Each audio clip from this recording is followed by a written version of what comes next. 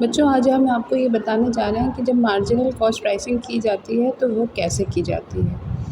तो यहाँ पर आप देख रहे हैं कि एमसी कर्व है एक, जो कि ऊपर की ओर जाता हुआ है, ठीक है।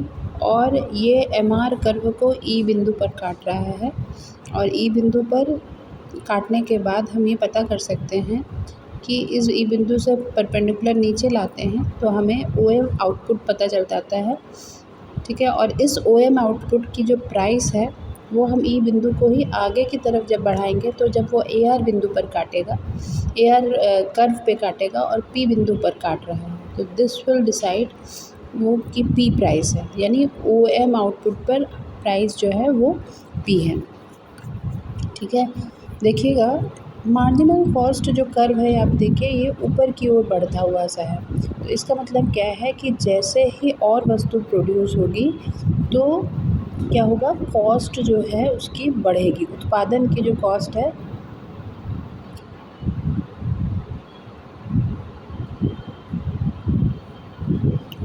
वो बढ़ेगा, ठीक है। तो इसके लिए क्या करना होगा, आपको इसी वस्तु पे इसी पॉइंट पे एनालाइज़ करना है कि ऐसे केस में जो सार्वजनिक उपक्रम है, यानी जो पब्लिक सेक्टर एंटरप्राइज़ है, वो अगर ओएम आउटपुट प्रोड्यूस करती है, ऐसे केस में जो उसे प्राइस मिलेगी, this will be this price will be more than the cost incurred than the marginal cost incurred, ठीक है।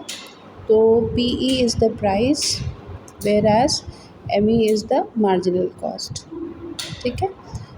लेकिन अगर वही उपक्रम को हम लोग और रिसोर्सेज प्रोडक्शन करने दे देते हैं, यानी गवर्नमेंट जो है इस पब्लिक सेक्टर एंटरप्राइज़ को और प्रोडक्शन करने देती है, दैट इज़ ओएस आउटपुट अगर प्रोड्यूस करते हैं, in that case we see that the price is reduced, यानी जो पब्लिक सेक्टर एंटरप्राइज़ है वो मार्जिनल कॉस्ट तक अगर उस उत्पादन को टच करेगी तो प्राइस क्या हो जाएगा, रिड्यूस हो जाएगा। इसलिए कभी भी पब्लिक सेक्टर एंटरप्राइज़ को जो है मोनोपोली, यद्यपि वो अकेले प्रोडक्शन कर सकते हैं, जैसे कि रेलवे है, this is the only enterprise which is producing the rail services, but still government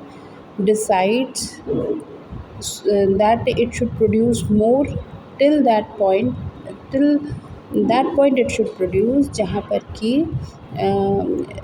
जो प्राइस है वो रिड्यूस हो जाए, ठीक है। देखिए, मार्जिनल कॉस्ट बढ़ता है लेकिन इससे क्या हो रहा है, प्राइस जो है वो भी रिड्यूस हो जा रही है। तो कौन सी स्थिति अच्छी होगी, उत्पादन करेगा ओएस और इस पे जो प्राइस है दैट विल बी एसआर, ठीक है।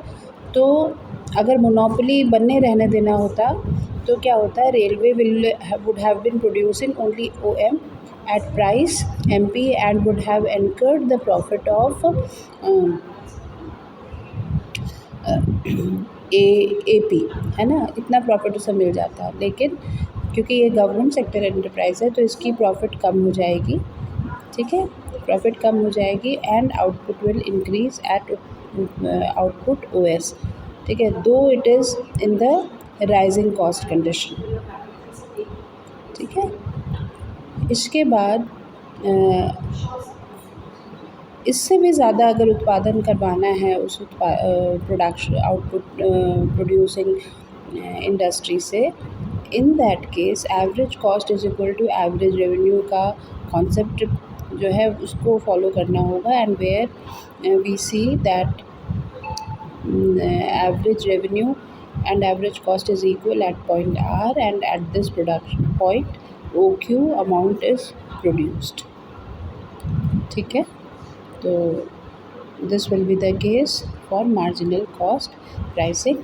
मार्जिनल कॉस्ट, अब अगेन आप लोग को ये ध्यान रखना है कि मार्जिनल कॉस्ट प्राइसिंग के लिए ये देखना ज़रूरी होता है कि पब्लिक सेक्टर एंटरप्राइज कौन से कॉस्ट कंडीशन में काम कर रही है। If it is an increasing cost condition, then in that case marginal cost जितना भी है उससे ज़्यादा प्रोडक्शन करना ज़रूरी होता है, so that it is equal to lower price for the people. That is all. Thank you.